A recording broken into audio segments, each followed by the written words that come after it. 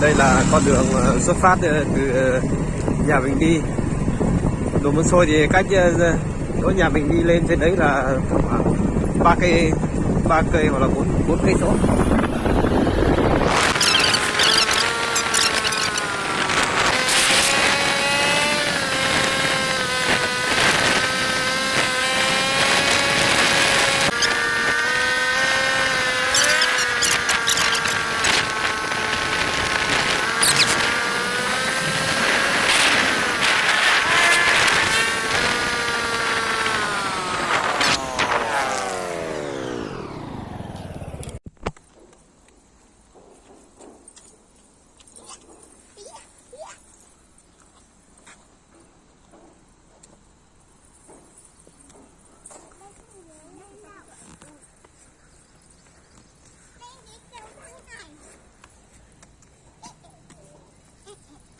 Đi ra kia.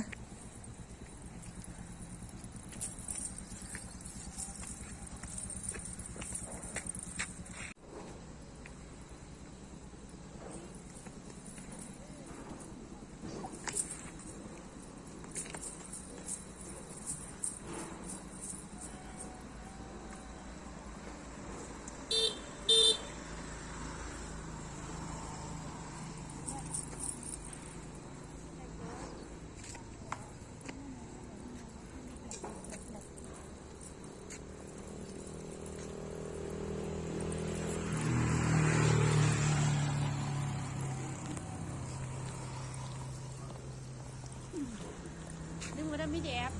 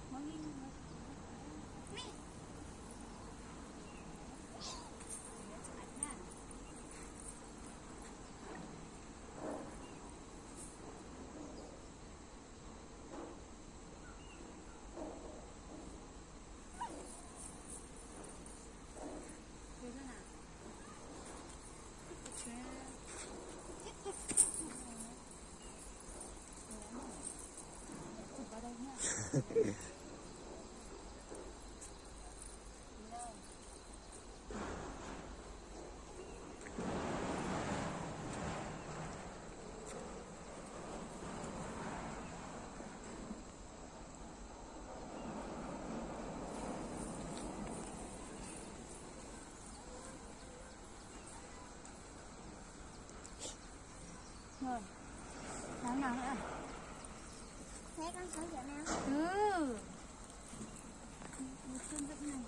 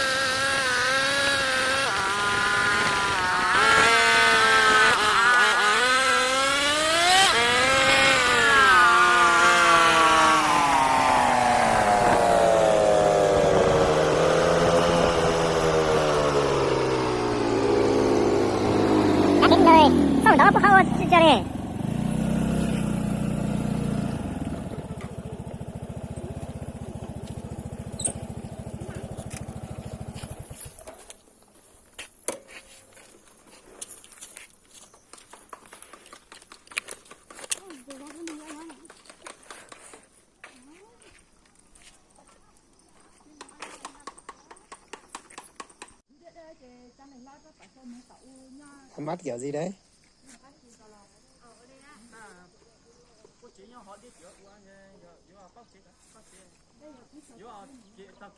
Sao chứ trơn mắt đấy? Chụp ảnh làm thế là sao mà đẹp?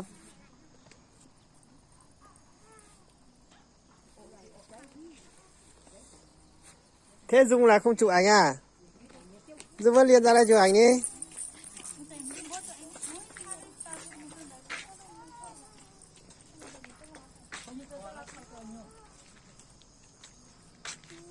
Dung vẫn liên ra đây. Cái dụng tròn tròn cái thôi.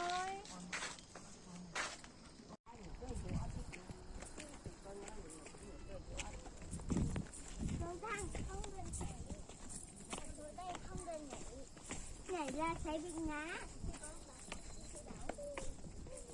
Bố, tại sao cái này to dữ rồi? Đây là ống nước ấy. Ông nước là to thế. Ống nước này to mà. Nó từ mua đâu ra mà to dữ. Cẩn thận ngã nha.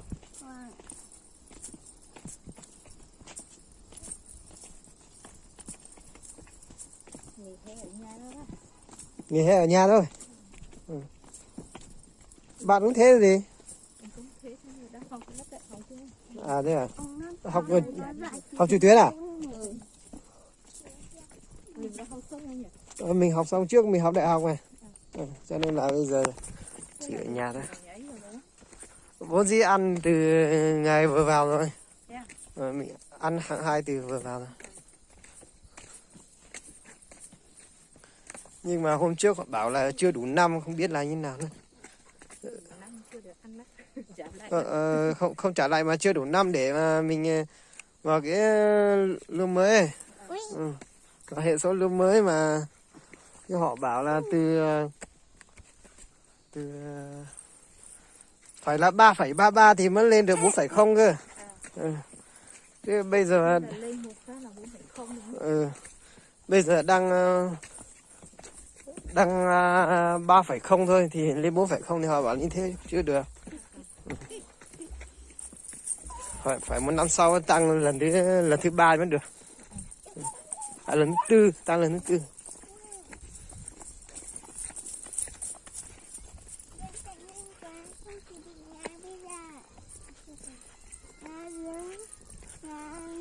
Tránh ra để cô đi trước nào.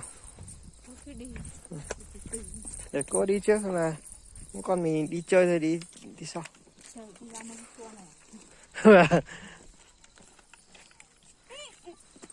Đi lên đây đây. Không, đi ra bên đấy làm gì? Đi ra bên kia. Ôi dồi ôi, không có nước ruộng khô hết này.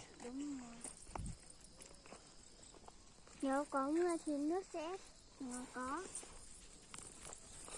Không có nước cho nên là ruộng khô hết luôn. Ruộng này chỉ sống bằng nước mưa thôi.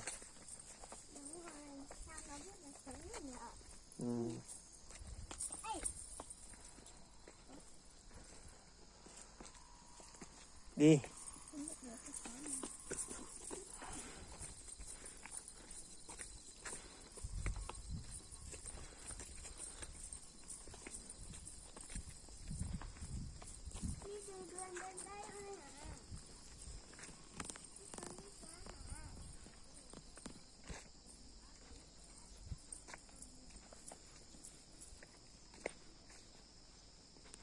Đấy, đi thôi. Cẩn thận nhé, ngã nha. Nhìn đường nha.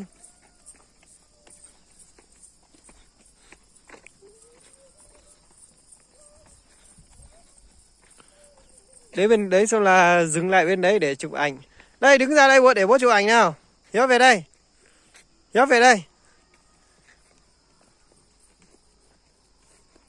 Về đây. Về đây, đứng đây thì mới đẹp. Nhanh lên.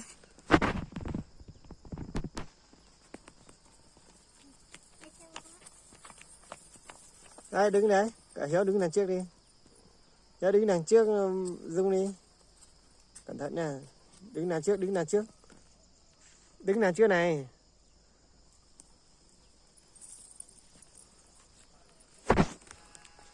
Đây. Hiếu đứng ra đây. Dung đứng ra đây. Quay sang đây. Đấy. Nhìn đây Hiếu ơi. Ánh mắt kìa. Đẹp vào. Cười. Rồi.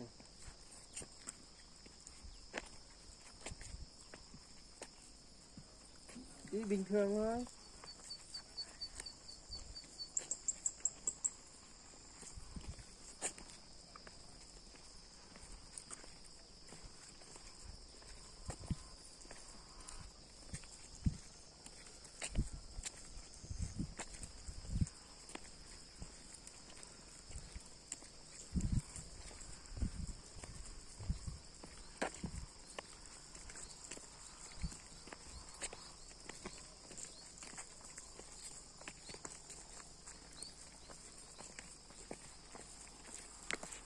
Rồi, đây chính là mâm xôi đấy.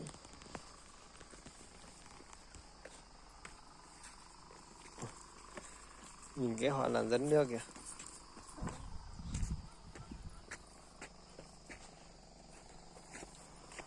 Mưa nước khô luôn, không có tí nước vào ruộng luôn.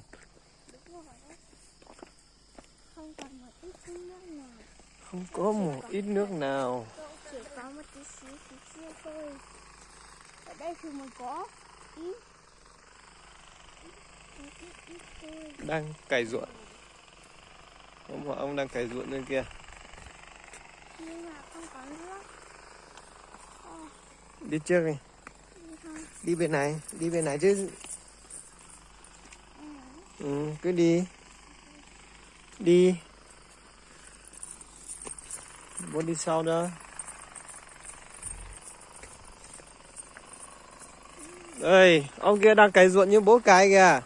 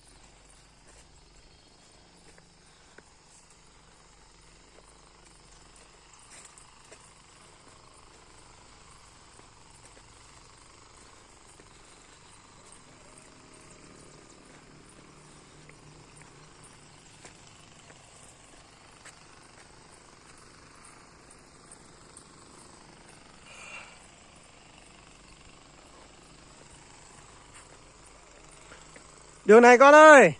Nhầm rồi, đi lên trên kia cơ mà. Đường xây bê tông ở đâu thì các con đi đường đấy chứ. Đấy, đi lên đây cơ mà.